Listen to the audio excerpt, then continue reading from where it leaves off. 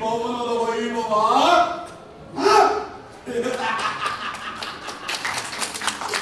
ನವರತ್ನ ಖಚಿತವಾದ ಮಂಟಪಗಳು ಕೋಟಿ ಸೂರ್ಯ ಪ್ರಕಾಶಮಾನವಾಗಿ ಕಂಗೊಳಿಸುತ್ತಿರುವುದಲ್ಲ ಈ ಮಾಧವನ ಅರಮನೆ.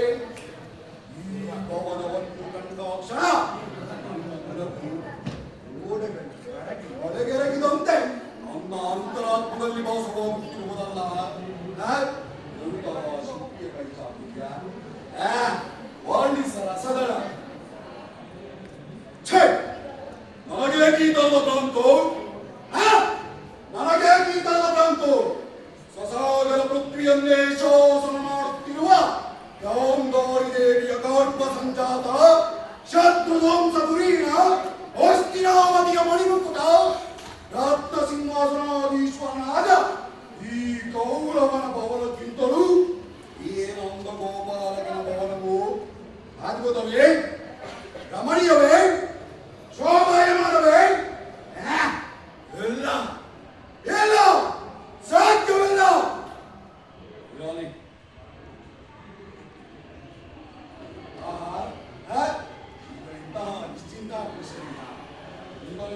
ನಿಶ್ಚಿಂತ ಪುರುಷನು ರಾಜ್ಯಕೋಶಾದಿಗಳನ್ನೆಲ್ಲ ಅಣ್ಣನಾದ ಬಲಭದ್ರ ದೇವರಿಗೆ ಒಪ್ಪಿಸಿ ಈತನು ಮಾತ್ರ ಸುಖಕಲ್ಪದಲ್ಲಿ ತಲ್ಲೀನನಾಗಿರುವನಲ್ಲ, ಸುಖಕಲ್ಪದಲ್ಲಿ ತಲ್ಲೀನನಾಗಿರುವನಲ್ಲ.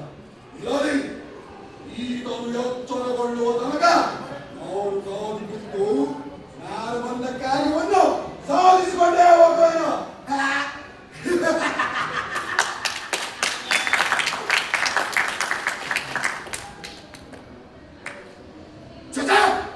ಇದು ಪಾದಸ್ಪರ್ಶ.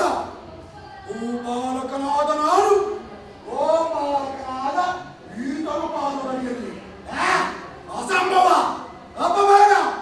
ನನಗೆ ಯೋಗ್ಯವಾದ ಪೀಠ ಅದು ಶಿರೋಭಾಗ.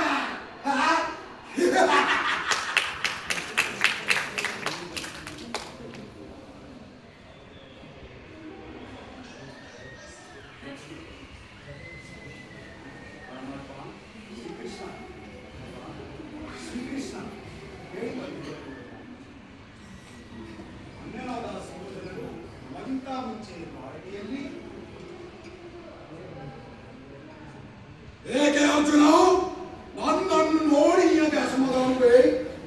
ನೀನು ಗೋಲಕೆಗೆ ಪ್ರಯಾಣ ಬಯಸಿದೆ ಎಂದು ತಿಳಿದ ಬಳಿಕವೇ ನಾನು ಹೊರಟಿದ್ದು. ಆದರೆ ನನ್ನ ಸುದೈವ ಬಲದಿಂದ ನಿನಗಿಂತ ಮುಂಚೆಯೇ ನಾನು ಇಲ್ಲಿಗೆ ಬಂದು ತಲುಪಿರುವೆನ.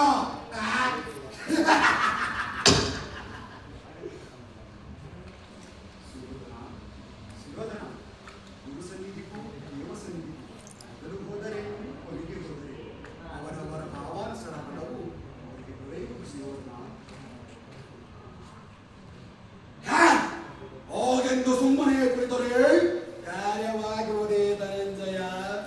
ಇಂತಹ ಸಮಯದಲ್ಲಿ ನಾಲ್ಕಾರು ಕಡೆ ತಿರುಗಾಡಿದರಲ್ಲವೇ ಹಲವಾರು ಮಂದಿ ರಾಜರ ಸಹಾಯವೂ ದೊರಕಬಹುದು.